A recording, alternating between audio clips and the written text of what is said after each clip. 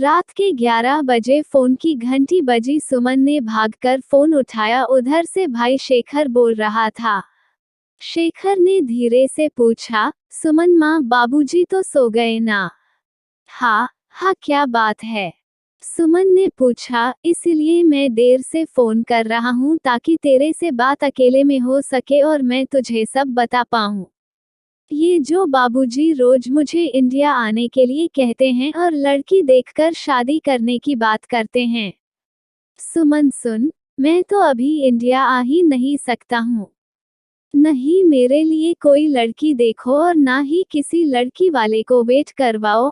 और उसने सुमन को अपनी सारी समस्या समझा दी और बोला, अब जो भी करना है तुम करो। तुम साल 6 महीने जैसे तैसे संभालो, फिर कोई रास्ता निकाल लेंगे। सुमन शेखर से बोली, भाई मैं सब संभाल लूंगी, तुम चिंता मत करो। ये कहकर फोन रख दिया। फोन रखते ही सुमन अपने बिस्तर पर धम से बैठी। माथे पर हाथ रखे वह सोच रही थी, शेखर को तो मैंने कह दिया कि चिंता मत कर, मैं सब संभाल लूंगी, पर 6 महीने साल रोकूंगी कैसे? सोचते सोचते उसने एक बड़ा निर्णय लिया और सोने की कोशिश करने लगी। नींद उससे कोसों दूर जा चुकी थी। अगले हफ्ते उसे देखने के लिए लड़के वाले आए तो सुमन ने उनसे बड़ा रूखा और अकड़ू व्यवहार किया। लड़के वाले ना करके चले गए, पर सुमन के बाबूजी उनके जाने के बाद उस पर बहुत गुस्सा हुए कि अच्छा खासा लड़का था, भगा दिया। आखिर तुम चाहती क्या हो? इधर सुमन यूं ही किसी ना किसी तरीके से लड़कों को ना करती और करवाती रही। उधर शेखर बाबूजी को 4 महीने में आऊंगा, 6 महीने में आऊंगा कहता रहा। बाबूजी कहते रहते सुमन के चक्कर में बेचारा शेखर भी इंडिया नहीं आ रहा। चाहता है बहन की शादी पहले तय हो जाए, कहीं वो इंडिया चला गया और हम उसकी शादी पहले न कर दे। पर एक ये है कि कोई लड़का इसको पसंद ही नहीं आ रहा। सुमन सुनती पर चुप रहती, ज्यादा दुखी होती तो बाथरूम में जाकर रो लेती, पर माँ बाप के आगे वही अकड़ोसी बनी रहती। सुमन का दिन सुबह 5 बजे शुरू होता, दमे से जुड़ी माँ और हार्ट के मरीज बाबूजी को चाय देने से, और रात के 11 कब बज जाते नौकरी, डॉक्टर, दवाइयों में पता ही नहीं चलता। धीरे धीरे चेहरे की लाली कम होने लगी, चिंता की लकीरें बढ़ने लगी। कई बार माँ बाबूजी को बात करते सुनती तो उसकी रही सही नींद भी उड़ जाती। एक दिन उसने सुना बाबूजी माँ को कह रहे थे, इस लड़की के चक्कर में तो हम कभी अपनी बहू भी नहीं ला पाएंगे। बेचारा शेखर इसके चक्कर में इंडिया नहीं आ रहा। इसकी सगाई हो तो वह इंडिया आए। इसने सगाई करवानी नहीं, इसलिए मैं तो कल शेखर को कहता हूँ कि बेटा पहली फ्लाइट से आ जा, नहीं तो हमारा मरा मुंह देखेगा। आखिर शेखर को बाबूजी के इन शब्दों के आगे अपना फैसला बदलना पड़ा और उसे इंडिया आने का प्रोग्राम तय करना पड़ा। रात को फिर देर से शेखर सुमन को फोन पर कहने लगा, सुमन अब तुम ही संभाल लेना, मैं सबको लेकर आ रहा हूँ। सुमन ने शेखर से कहा, भाई आप सबको लेकर आओ, बाकी मैं सब देख लूंगी। सुमन ने चुपचाप सब तैयारियां करनी शुरू कर दी। घर की साफ सफाई, बेडशीट, तकिए, कंबल सब धोकर ड्राई क्लीन करवा कर रख लिए।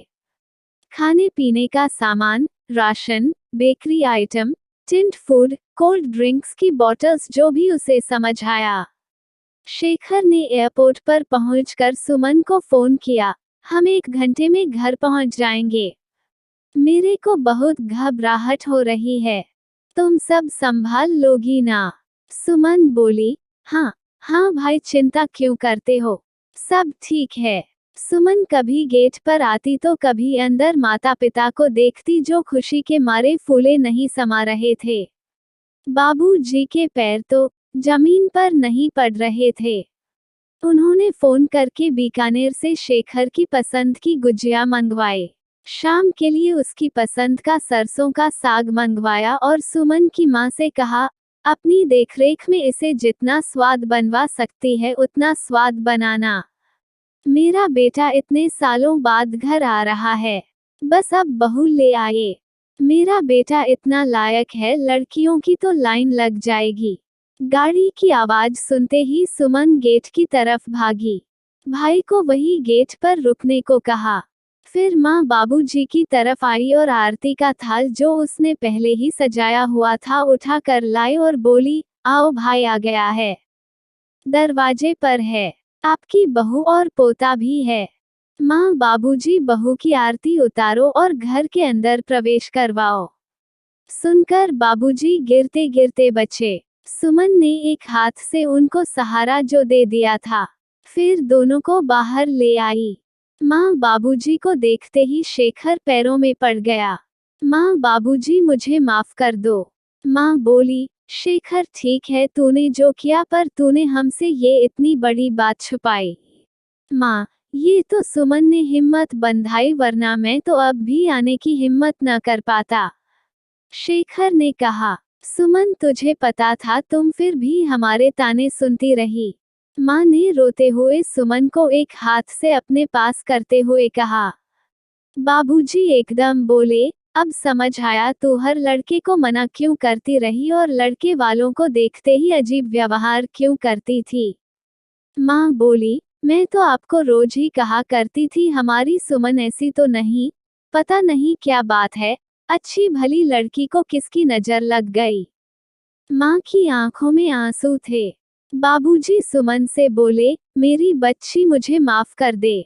पिछले 1 साल से मैं तुझे बहुत बुरा भला कहता रहा, इसके आगे के शब्द वह बोल ही नहीं पाए। कहते कहते उनका गला भर आया। शेखर की कनेडियन पत्नी जो हिंदी सीख चुकी थी सब सुनकर बहुत हैरान हुई और बोली, क्या भारत में लड़कियां माँ बाप और भाई को इतना प्यार करती हैं कि उनके लिए वे इतना बड़ा त्याग कर देती हैं। पड़ोसन शीला मौसी जो ये सब देख कर आ गई थी कहने लगी, इतना प्यार और त्याग करती हैं तभी तो इस देश में माँ की कोख ही बेटी की कब्र बन जाती है।